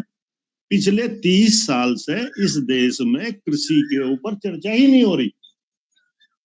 चर्चा ही नहीं हो रही तो उसमें डेवलपमेंट भी कैसा होगा? कोई सोचेगा कैसे? हम सिर्फ कहां तक पहुंचे? एमएसपी तक। सिर्फ एमएसपी और सिर्फ एमएसपी। पूरा का पूरा किसान आंदोलन वो पहले चल गया। अभी भी ये बैठे रहे साल भर यहाँ। इनके पास गया, मैंने कहा भाई क्या कर रहे तुम? एमएसपी कौन बनाएगा? सरकार ही बनाएगी ना। सरकार के ही तो प्रतिनिधि होंगे एमएसपी तय करने वाले। हमेशा वही तो करेंगे। तुम्हारी भी सरकार आ जाएगी, तुम भी उन्हीं से करवाओगे। वही बैठे हैं वहां पे एमएसपी तय करने के लिए। किससे मांग रहे आप? वो लाइन वही है भाई, मांग किससे रहे हो? जो तुम्हारा शोषण कर रहा है उसी से मांग रहे हो। कैसे कर देगा भाई? वो तो शोषण करना है उसने, वो कैसे तुम्हारी एमएसपी तय कर देगा? हम एमएसपी पे ही अटके पड़े हैं। ठीक है, एमएसपी अगर मिल जाती तो 15-20% का किसानों का फायदा हो जाता निश्चित रूप से, और मरते हुए को तिनका भी सहारा है, मैं इसमें डिनाई नहीं कर रहा हूँ। लेकिन हम तो एमएसपी पे ही अटके हैं, उसके बियॉन्ड तो जा ही नहीं रहे। हम ये सोच ही नहीं रहे भाई वो व्यवस्था कैसे बने। अभी आप देख लो कितने वो जो रेट तय करने वाले 5 लोग होते हैं, 5 में से 2 पद तो पिछले 15-10 साल से खाली है। उसका अध्यक्ष ही नहीं है जो रेट तय करे। और वो ऊपर से कहते हैं साला इन्फ्लेशन तो बढ़ा 20% हर साल और आपने 5% बढ़ा करके ये बड़ी लाइनों में सबसे आज तक का सबसे ज्यादा कर दिया। अरे भाई आज तक की महंगाई भी तो सबसे ज्यादा है। दिक्कत यह है कि साहब ये मध्यम वर्ग जिसकी आप बात कर रहे हैं ना, ये मध्यम वर्ग ही बदमाश है, यही एक्सेप्ट नहीं करने दे रहा किसी भी चीज को, इसी की बदमाशी है। गरीब तो बेचारा क्या करेगा, उसे तो रोटी चाहिए ना, क्या करेगा वो, कुछ भी नहीं कर सकता, उसे तो रोटी चाहिए। 30 बीघे से कम का किसान जो है वो उसको जिंदा वो 6,000 रुपए जो आते हैं, 2,000 रुपए जो आते हैं वो किस्तों के, उसी में उसको अच्छा लग रहा, क्या करे वो अपनी दवाई तक नहीं ला सकता, अपना इलाज नहीं करा सकता जो है, और उसको वो जो मिल जाते हैं उतना ही बहुत। तो हम इस परिस्थितियों से, ये जागरूक समाज होगा, ऐसा नहीं है कि कभी नहीं होगा, बहुत चेंज आ गया पिछले 10 साल में ही, बहुत बदलाव आ गया। हमारे जो बच्चे हैं वो बिना साले पागल बने हुए घूम रहे थे, ये कर देंगे वो कर देंगे, ये उथल देंगे वो पुथल देंगे, सबकी अकल में आ गया, घर बैठे हुए हैं 10-10 साल से, शादियां हो नहीं रही, रंडवे घूम रहे हैं। कोई 30 बीघे वाले की चौधरी साहब, मेरे यहाँ पश्चिम उत्तर प्रदेश में 30 बीघे से कम वाले की शादी नहीं करता कोई। पहले तो ये ढूंढे कि चलो नौकरी पर लगाओ, चाहे वो 10,000 मिल रहे हो, 15,000 ही मिल रहे हो, चाहे चपरासी लगाओ, उसकी तो कर देंगे। लेकिन जो सिर्फ खेती पर 30 बीघे से कम का किसान है, उसकी शादी करने को तैयार नहीं है कोई।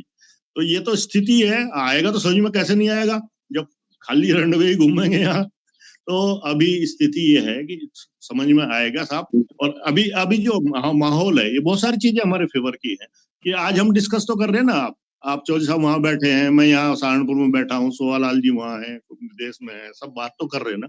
और ऐसा नहीं है कि ये फ्रूटफुल नहीं है, अल्टीमेटली रिजल्ट इसी का निकलेगा और यही आगे को फ्यूचर हमारी डायरेक्शन होगी। अभी थोड़ा सा पेशेंसली काम करने की जरूरत है, हो जाएगा साहब। ये खाली ये ना सोचें कि साहब हम बकचोदी कर रहे हैं या 8-10 लोग जुड़ रहे हैं, आप जो है दिशा निर्देशक बन रहे हैं। बहुत मतलब ये बहुत इम्पोर्टेंट है ये भी। आज जो ये सारा का सारा जो आप सामाजिक न्याय और ये सब देखते हैं, ये ऐसे ही पैदा हो गया। अब कि कब कहाँ ज्योतिबा फुले ने कहा भाई पढ़ाई शुरू करो, कब अम्बेडकर ने संविधान बनाया, कब जो है वो लगे लोग बात, कितने आंदोलन हुए, कितना क्या क्या हुआ, सब उसका रिजल्ट आता है, थोड़ी देर में आता है। सोशल जो है, चूंकि हमारे यहाँ रिलीजियस जो है वो सेंटिमेंट हावी है, हमारे पूर्वज बेचारे जो है क्या करते हो, वो कहते हैं हाँ ये ठीक है, बस जो आप कह रहे हैं यही भगवान है, इतने सारे ही है, इतने देवी देवता सभी है। तो कोई बात नहीं, अब टाइम आ गया, उससे बदलाव आ रहा है, आएगा थोड़ा सा जो है, मैं मतलब ऑप्टिमिस्टिक हूँ साहब। धन्यवाद। चलो ठीक है, और किसी साथी की कोई बात हो तो, वरना सेशन क्लोज करते हैं अपना। कोई साथी बोलना चाह रहा हो तो अपनी बात को रखे। किसी का कोई सवाल जवाब, कोई ऐसी बात आपके माइंड में आई हो कि हमारा आज का सेशन बस हम इस बात के लिए पहुंचे हैं कि हमें खुद को जागना पड़ेगा, घर घर कुछ ये बात पहुंचानी पड़ेगी, और पहुंच भी रही है सोशल मीडिया प्लेटफॉर्म में। मेरे जैसा आदमी कोरोना में क्यों, मैं क्या शैडो कैबिनेट चलाता हूँ छाया मंत्रिमंडल में, तो मोदी जो करता है वो मैं करने की कोशिश करता हूँ, नकल करता हूँ। उसने एकदम से करीब करीब 500 मीटिंगें गाँवों में कर ली, 5,000 कर ली, तो मैंने भी 5 गांवों का कोशिश की उस तरीके से, बैठे बैठे ग्राम पंचायतों के जो 29 विषय थे उनके ऊपर गांव बिठाया, फोन कर करके वहां बैठ जाओ, वहां से जुड़ो। फिर किसान बैठे थे टोल पे, उनको जोड़ा, इस तरीके से करके मेरे यूं आइडिया होते रहे भाई बात को ऐसे भी फैलाई जा सकती है। सोशल मीडिया में तो वो चैनल पे तो बहुत कम सब्सक्राइबर है। कल एक किसी का वो विशेष वो क्या है उसका नोकिंग न्यूज वाला का चैनल ही यूट्यूब ने बंद कर दिया था। मैंने कहा इसमें ज्यादा सार ही नहीं है, ये चाबियां कस रहे हैं तो कुछ नहीं है, लोगों तक बात तो पहुंचनी ही चाहिए, और माइंडसेट जो अपलिफ्ट हो, थोड़ा सोचे कि यार हम कुछ हैं। तो धन्यवाद आप सभी के जुड़ने का। अगले संडे इसी समय इन्हीं टॉपिक पे छाया के रूप में सरकार और दुनिया की छाया बन के ग्लोबल यूनाइटेड पंचायत के रूप में पंचायत को पे पैर रखते हैं और माइंड ग्लोबल रखते हैं, और बीच में जो भी यूनाइट करके बात है उसके ऊपर अपनी बातों को समायोजित करते हैं। अच्छे 10-20 लोग जो भी जुड़ते हैं हम बड़ी सीरियसली करते हैं। धन्यवाद। तो आप अभी है उनको रिकॉर्डेड है तो इसलिए उसको आप शेयर जरूर कर दें, यूट्यूब पे जुड़ जाएं यूट्यूब पे, ताकि शेयर करने में सुविधा हो, और फेसबुक पे भी मैं कोशिश करूंगा डाल दूंगा। Thank you to all of you.